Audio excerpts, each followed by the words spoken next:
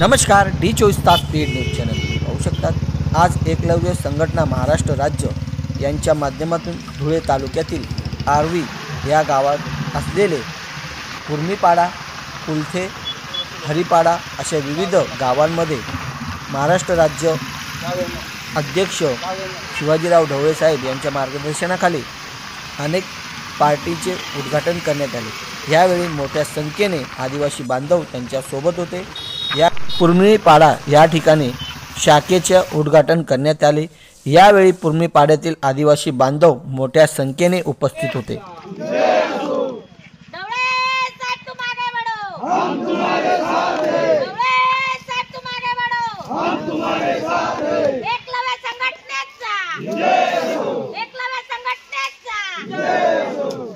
कुर्मीपाडा गावातील नागरिकांनी यावेळी प्रतिक्रिया देताना सांगितले, ढवळे साहेब यांच्या वतीने आम्ही पार्टीचे उद्घाटन केलेले आहे। या ठिकाणी सगळे गाव मिळून या ठिकाणी एकलव्य संघटनेच्या माध्यमातून होतं। आता किती लोक या गावाची संख्या? तरी कमीत कमी 3-4 हजार लोक येतील। कुर्मीपाडा या ठिकाणी उद्घाटन झाल्यानंतर मांडळ ह्या गावामध्ये देखील मोठ्या संख्येने आदिवासी बांधव या ठिकाणी गेले। कोमल भाऊ व तसेच माधुरीताई सोनवणे व इतर महिलांच्या माध्यमातून या ठिकाणी बोर्डाचे उद्घाटन करण्यात आले। यावेळी मांडळचे रहिवासी यांनी प्रतिक्रिया दिली। एकलव्य संघटनेचे अध्यक्ष माननीय शिवाजीराव ढवळे यांच्या मार्गदर्शनाखाली आज आपण शाखा उद्घाटनाचं काम केलं। त्याच्याबद्दल आम्ही सगळ्या संघटनेचे मनपूर्वक आभार मानतो। धन्यवाद। कुर्मीपाडा व मांडळ यांच्यानंतर कुलथे या गावामध्ये देखील संघटनेचे शाखेचे उद्घाटन करण्यात आले। यावेळी तेथील नागरिकांची प्रतिक्रिया। आम्ही सगळ्या गाव मिळून संघटनेची शाखा ओपन केली। ढवळे साहेबांचं आम्हाला मार्गदर्शन चांगलं भेटायला पाहिजे, त्याच्यासाठी आम्ही संघटनेत जुळलो आहे।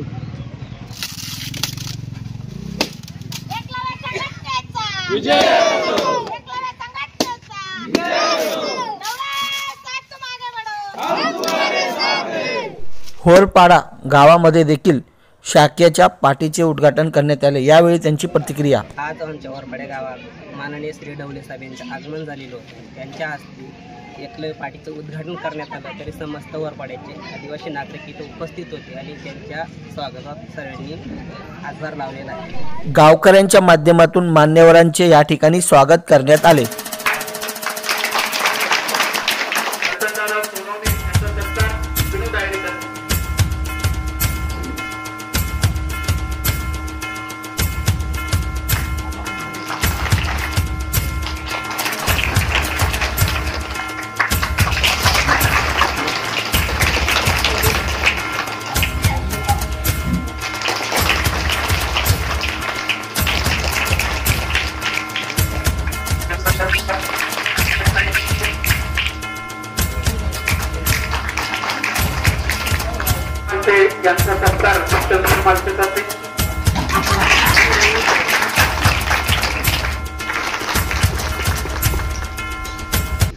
यावेळी संघटनेच्या मान्यवरांनी या ठिकाणी प्रतिक्रिया दिली।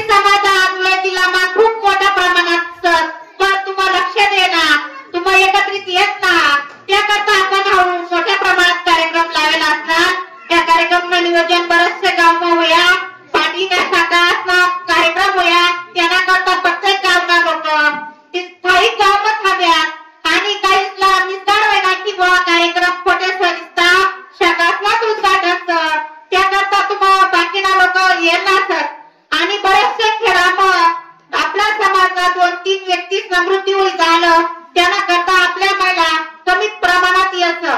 पण आता पण माय माऊलीला एका सांगावी की तुम्हाला पदर कमरला खवीन उभ्या राहिल्या तर कुठलाच अधिकारी तुम्हाला अडवत जाऊ शकत ना।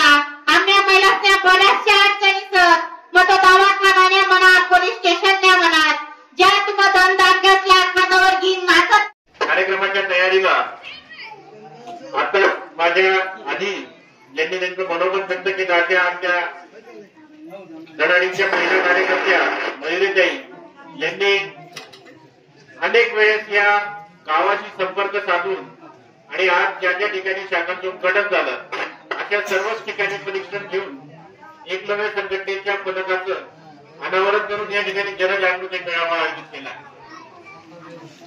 आजच्या या मेळाव्यासाठी प्रमुख पाहुणे आपल्याला जे लाभलेले आहेत शिवाजीराव ढवळे साहेब यांचा आपल्याला सर्वांना मनोगत व्यक्त करायचं आहे. परंतु त्याआधी मी आपल्या सर्वांना सांगू इच्छितो की आपल्यावरती वेळोवेळी जो अन्याय अत्याचार होतो, वेळोवेळी आपल्या महिलांवरती अन्याय अत्याचार होतो, त्यासाठी आपण सर्व समाजाने एकत्र यायला पाहिजे. सर्व समाजाने एकत्र येऊन आपण त्याच्या विरोधात लढा दिला पाहिजे. परंतु या ठिकाणी धुळे तालुक्यामध्ये बरेचसे ग्रुप तयार झालेले आहेत. त्या जालन्याचा परतूरचा एक आमदार आहे, अनेक आमदारांनी, पण एक आमदार असा नाही की आदिवासींच्या आरक्षणाचं संरक्षण व्हावं आणि त्यांच्या आरक्षणामध्ये कोणीही घुसखोरी करता कामा नये असं एक जरी आमदारानं पत्र दिलं असेल तर मला दाखवा, आपण त्याचे पाय धुवून जाऊ. बरं का बंटी भाऊ, त्यांचं दर्शन घेऊ. पण असं कोणी केलं नसेल तर माझी तुम्हाला सगळ्याला विनंती आहे, कोण्या भाडखाऊचा फोटो बोर्डावर टाकू नका, कारण तुमचे आमचे कोणी नाही. कुणाचा टाकू वीरहातीमध्ये येऊन देऊ नका, आदिवासी पाड्यावरती येऊन देऊ नका. काय राबाची मक्तेदारी आहे? डॉक्टर बाबासाहेब आंबेडकरांनी संविधानाची निर्मिती केली.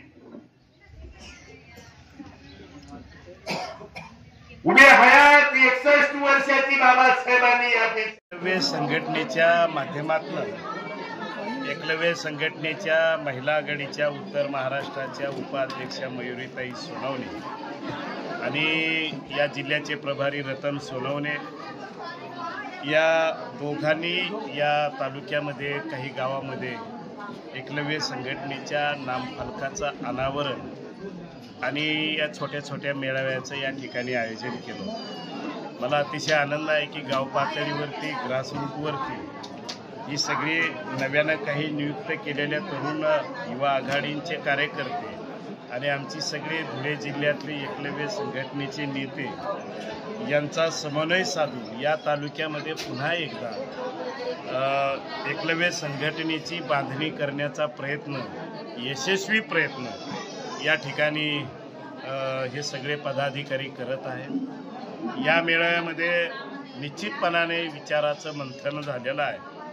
येणाऱ्या काळामध्ये आमच्या समोरची जी आव्हानं आहेत, ही जी वेगवेगळी समाजाची ही जी बंद पडलेली पुढारपणाची जी दुकानं आहेत ती लोक आरक्षणामध्ये घुसखोरी करण्याच्या नावानं चालू करण्याचा प्रयत्न करतात. आणि त्यांना ही कल्पना आहे की अनुसूचित जातीमध्ये आणि अनुसूचित जमातीमध्ये सामील होण्याची जी प्रक्रिया आहे कायदेशीर, ती घटनेनं ती लोकशाहीनं ठरवून दिलेली आहे.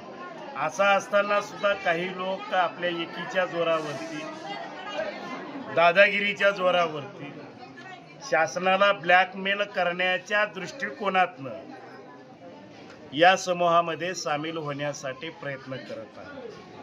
आणि त्याला भारतीय जनता पार्टी आणि ह्या सरकारमध्ये असणारी मित्र संघटना, मित्र पक्ष यांची फूस आहे. इथल्या समाजामध्ये झगडे लावून देणे, तोडा आणि फोडा आणि राज्य करा या नीतीप्रमाणे त्यांची नीती आजही चालू आहे.